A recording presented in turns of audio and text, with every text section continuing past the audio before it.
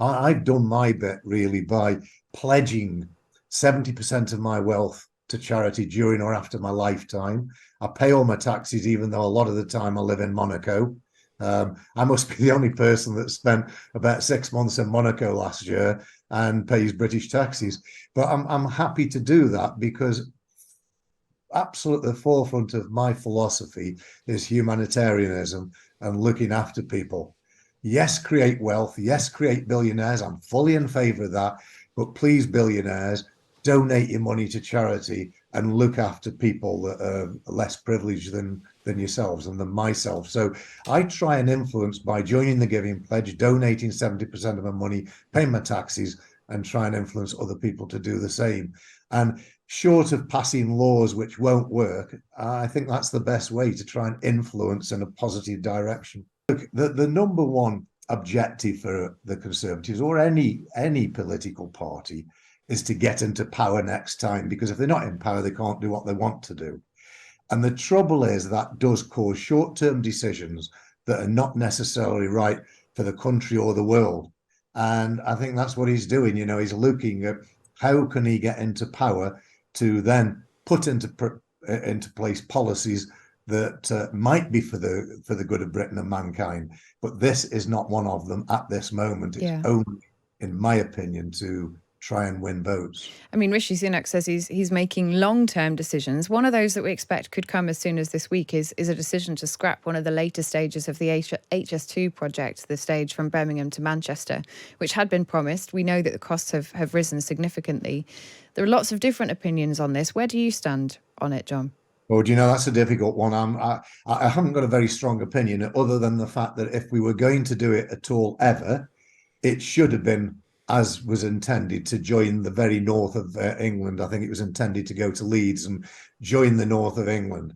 And one thing that we all know is if you stop a project partway through, if you then come to reconvene that project, it's disastrously more expensive, not just because of inflation, but because you've stood down all the contractors and you have to go into contract all over again, and the costs go up exponentially. So I would tend to want to stick with it. Whether I would have ever made the decision to go with it in the beginning, I'm not sure. I mean, what does it say, I suppose, about us as a country? When you're talking about investment and the opportunity to invest and grow GDP, what does it say about us if we can't build a railway where lots of other countries, particularly in Europe, seem to be able to do this much more easily?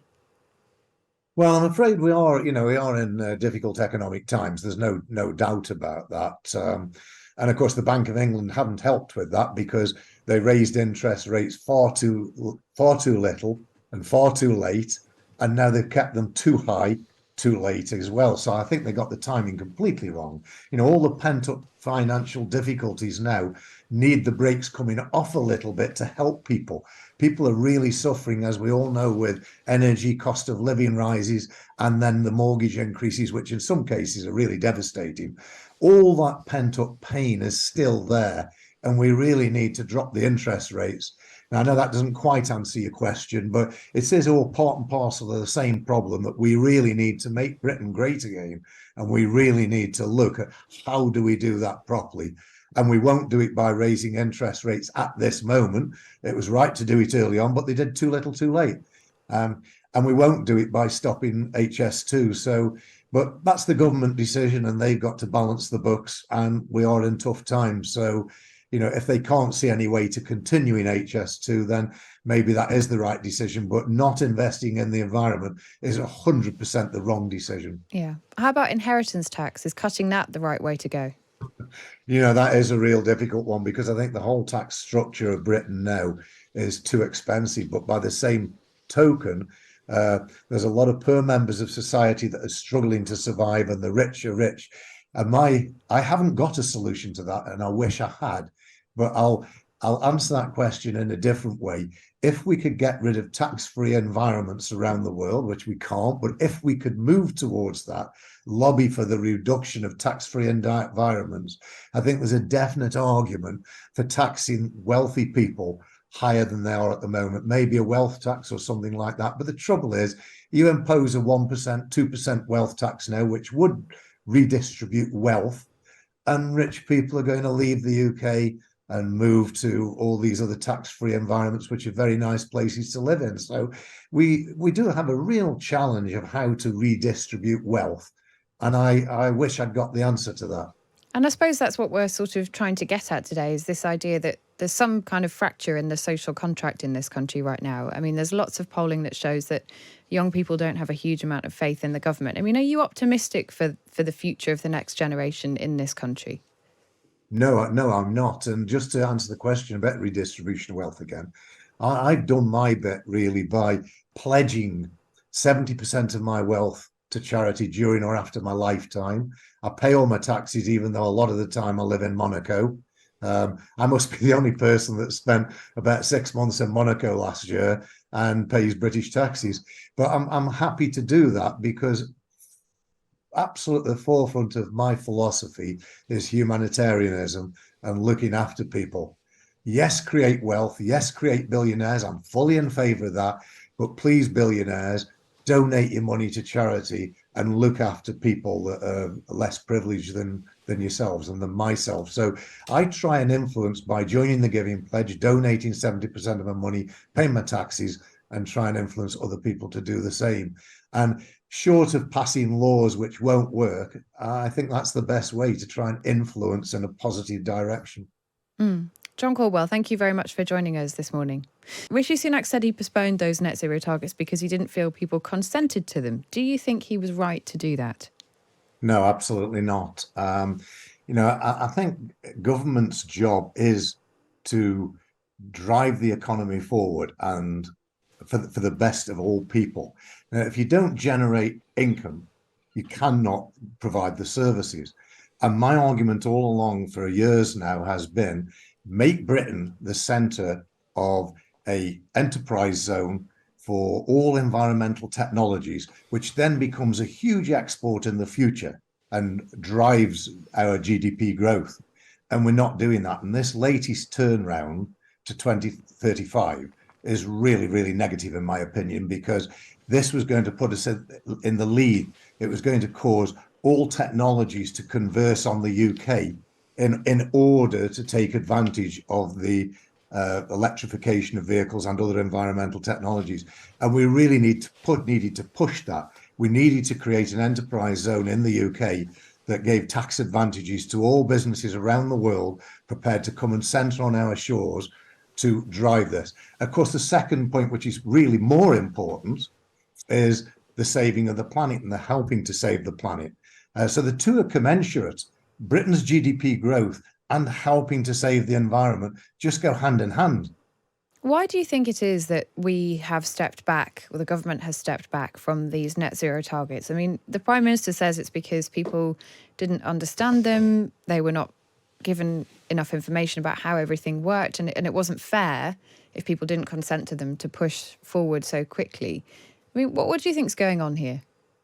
Well, I think it's definitely vote catching because Rishi obviously takes the view that there's more votes by doing this than not.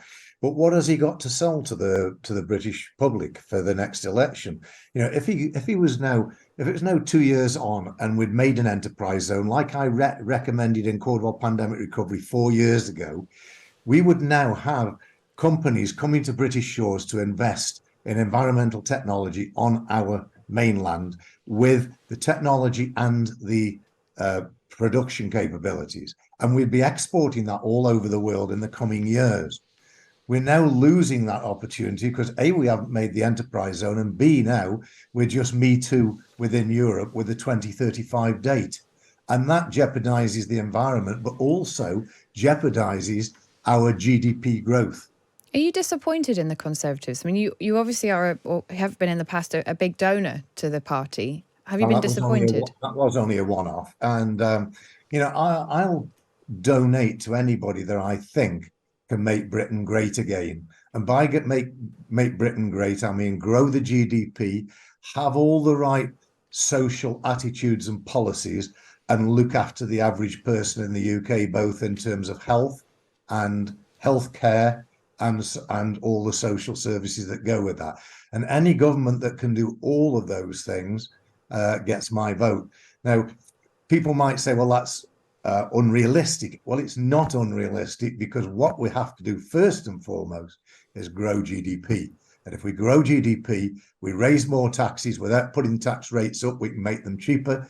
We lower the tax rates, and everything is an absolute virtuous circle. The question is, how do we get there? And my answer to that is environmental technologies, because that, in 5 years' time, 10 years' time, and 20 years' time especially, is going to be the #1 export product in the world. And we need to be at the forefront of it. So does that make Labour the party for you then? I mean, they're promising billions of pounds worth of investment in green technologies.